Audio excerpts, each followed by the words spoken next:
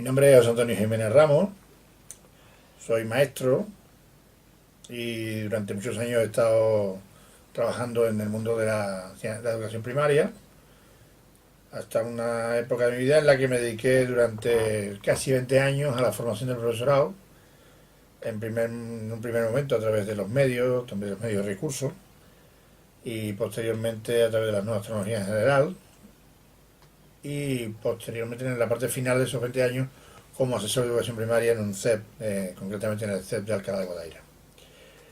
En la actualidad estoy ejerciendo de orientador de primaria en un equipo de orientación educativa, del cual soy coordinador y que atiende a dos pueblos de donde vivo, en el Viso del Alcor y Mairena del Alcor, en la provincia de Sevilla.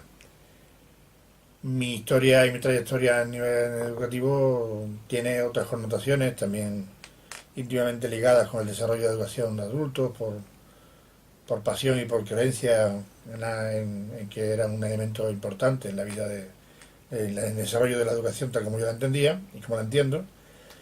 Y bueno, pues tengo una diversidad de experiencias en el campo de la educación, que desde la formación hasta la introducción de las nuevas tecnologías, hasta la educación primaria, secundaria y en este momento último en la orientación escolar. Centrándonos en la educación, ¿podrías hablarnos un poco hablarnos entre la diferencia entre individualización y personalización? Yo creo que esta es una diferencia que parece que muy forzada y sin embargo es muy importante. Es decir, durante mucho tiempo, incluso la historia de la educación se ha confundido, ¿no? Yo creo que en este momento es muy importante marcar la diferencia entre ambas. Lo que en general puede estar ocurriendo en este momento es que los niños y las niñas aprenden de forma individual, aisladamente, sin que haya ninguna interacción de tipo grupal, y eso en realidad es una individualización forzada, pero no tal como la enseñanza se plantea. Y sin embargo, por otro lado, se plantea la necesidad de personalizar la enseñanza como algo que es la respuesta del sistema o de la educación a las necesidades que plantea el alumno y la alumna. Yo creo que de alguna forma la personalización de la enseñanza ha superado el concepto de la individualización, lo cual no quiere decir de ninguna manera que hoy en día en la enseñanza no se produzca una enseñanza no si no individualizada, sí de individuo a individuo, que yo creo que es la parte más importante. Es decir, el profesor plantea la cuestión de manera colectiva, pero el proceso de aprendizaje se produce de forma individual, sin interacciones ni tan siquiera teniendo en cuenta sus posibilidades, sino tal como puede cada uno. Y según lo que has comentado, ¿cómo podríamos atender a las diferencias de la inteligencia y de los estilos de aprendizaje de los diferentes individuos? Lo primero principal es conocer al niño y a la niña. Es decir, un maestro, un profesor no puede, o no debe, mejor dicho, llegar a un grupo clase y creer que todos y cada uno de los niños y las niñas que tiene frente a él forman parte de un mismo modo de aprender. De esa manera, si lo sabe de entrada, va a permitir que los niños y las niñas en un momento determinado puedan hacer tengan sus propias posibilidades de aprendizaje. Y eso también marca estilos.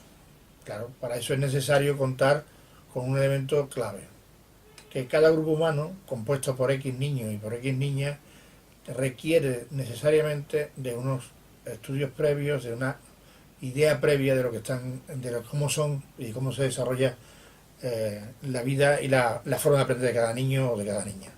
En consecuencia, es necesario salir del espacio en el sentido de si voy a dar clase en un grupo y yo voy a dar una unidad que a todo el mundo me va a atender por igual o todo el mundo lo va a aprender de la misma manera.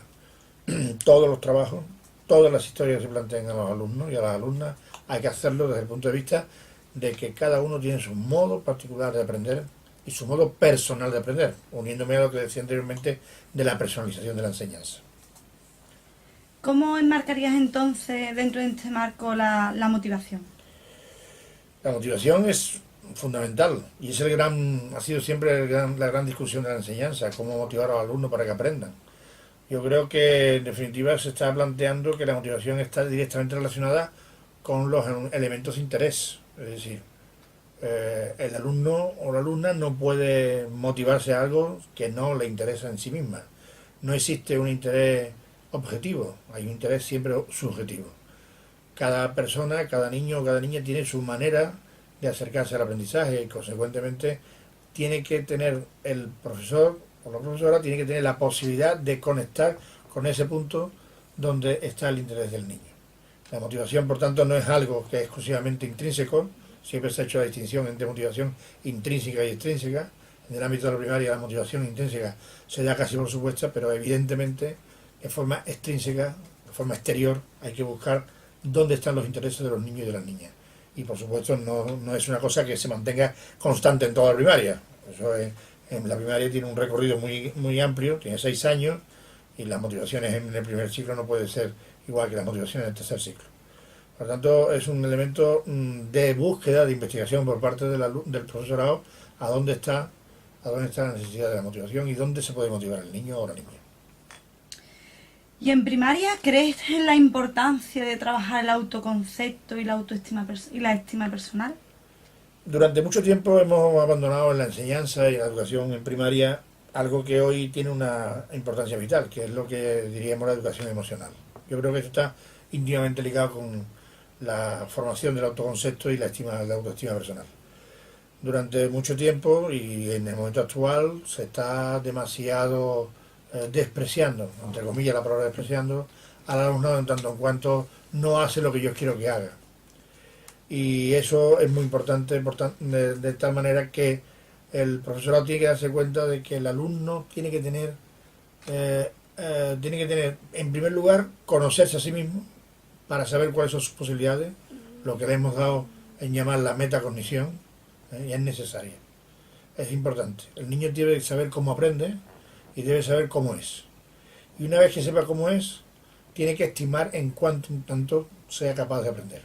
Para eso es necesario que por parte del profesor o de la profesora se le dé posibilidades de ese autoaprendizaje anterior o el aprendizaje personalizado que estábamos hablando anteriormente, para que si uno aprende de una manera, leyendo más profundamente o escuchando, el otro puede aprender de otra forma diferente y consecuentemente estimándose a sí mismo como que lo uno es tan válido como lo otro. Y desde luego en la enseñanza muchas veces se han producido efectos no deseables, es decir, eso no está bien porque no lo has hecho como yo te digo que tienes que hacerlo. Sin embargo, la frase sería: lo has hecho, lo has conseguido, aunque no has hecho como yo te he dicho que lo hagas. Esto es un poco la manera de mejorar la autoestima personal. ¿Y qué piensas, por tanto, de las expectativas del profesorado respecto a los alumnos? Las expectativas del profesorado tienen que ser las expectativas del alumnado. Es decir, el profesorado se puede poner todas las expectativas que quiera al margen del alumnado y eso no lo llevará a ningún lado. El profesorado tiene que tener expectativas de que el alumno crezca personalmente, de que el alumno sea mejor cada vez, que sea más competente, que sea mejor ciudadano. Pero esas expectativas tienen que estar relacionadas directamente con las que tiene el alumno y la alumna y de lo que esperan las familias que tengan que encontrar en la escuela. No puede ser que las expectativas del profesorado sean tan diferentes como las que quieren los alumnos o la familia, porque eso sería un contrasentido. De hecho, de manera muy gráfica, no nos llevaría a ningún lado, tener unas grandes expectativas en una escuela cuando la realidad del diario de una familia o de un alumno de esa escuela sea prácticamente sobrevivir.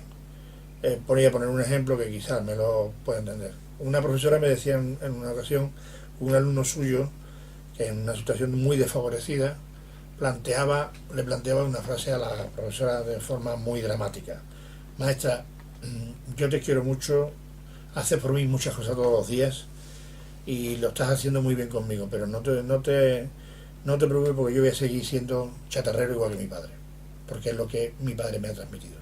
Eso podría ser acabar con la escuela, pero no es así, es posible cambiar eso. Y el único sitio donde es posible cambiar eso es en la escuela. Por tanto, lo primero que hay que tener en cuenta es esa expectativa del alumno, para, partiendo de la expectativa del alumno, cambiarlo. Pero lo que no puede ser es que la expectativa del profesor vaya por un lado y la expectativa del alumno vaya por otro. ¿Podrías comentarnos algunos factores que tú consideras que crean un ambiente seguro y relajado en el centro y en la clase? Para mí, fundamentalmente, todo lo que hemos hablado anteriormente crea ese ambiente relajado.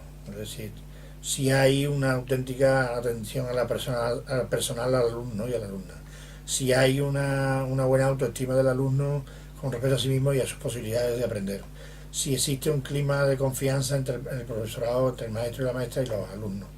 Yo creo que es vital para que finalmente sea un ambiente seguro y relajado en la clase. Donde no hay un ambiente seguro y relajado en la clase es en aquellos donde el profesor sigue queriendo mantener su papel de dominante, su papel de ser siempre el que sabe y los demás no saben. El profesor puede crear ese ambiente sabiendo que sabe y sabiendo que va a aprender también. Y eso solo se hace teniendo en cuenta las características personales de todos los alumnos que tienen en sus manos. Yo creo que esa es la mejor manera de estar seguro y relajado en una clase. Y ahora un poco sobre la personalización que puede hacer un profesorado de la enseñanza.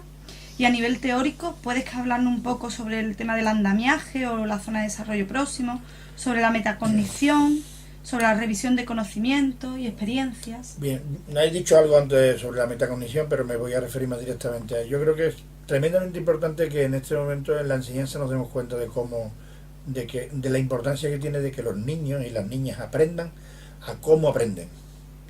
O sea, una de las competencias básicas que se establecen en este momento en la enseñanza, que es aprender a aprender, parte de la base de que los niños y las niñas sepan, conozcan ellos mismos cómo aprenden, para así de esa manera establecer sus propios mecanismos para llegar al verdadero aprendizaje.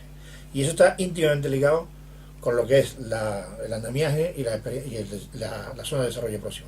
Yo creo que en ese punto, más allá de la teoría que planteara Vygotsky y todo lo que han seguido posteriormente la zona de desarrollo próximo, es vital.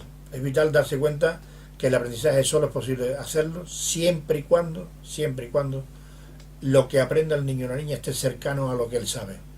De ahí que la importancia de las ideas previas, que la importancia del aprendizaje significativo sea fundamental para que el niño pueda hacer ese aprendizaje. Y eso está íntimamente ligado con el entorno social que le rodea, con el entorno familiar, y de ahí entiendo yo que la importancia de que dentro de la enseñanza se produzca una entrada clara de la sociedad en la escuela y una salida de la escuela hacia la sociedad, en eso que hemos dado en llamar que el espacio de aprendizaje debe ser un espacio sociocomunitario y socioeducativo. Yo creo que eso es el elemento más importante en este momento.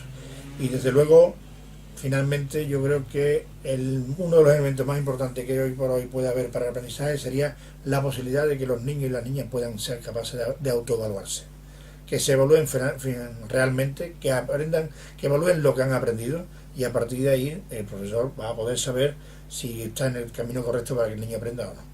Y desde ese punto de vista yo creo que mejoraríamos bastante la personalización de la enseñanza y lo que es la enseñanza en general. Yo creo que estar en un proceso de aprendizaje para ser profesor o profesora es un proceso complejo, porque no se sabe muy bien, desde el punto de vista de la personalización de la enseñanza, cuáles son los objetivos, los motivos por el cual estáis ahí o no estáis en otro lugar. Si realmente estáis ahí porque creéis que podéis resultar, tened en cuenta una cosa muy importante.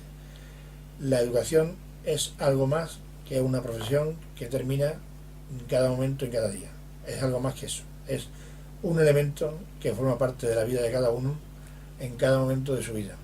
Y habrá que desconectar en algún momento, pero en otro momento es prácticamente imposible no llevarse a casa el trabajo aunque no te lleve la maleta. Yo creo que en definitiva es un elemento, a mí no me importa decir esa frase aunque esté en descrédito, yo creo que la educación es un elemento vocacional y por ahí debéis de tirar en este momento. Yo creo que la vocación es tan importante como que de alguna forma, si no la tenéis, pensarlo.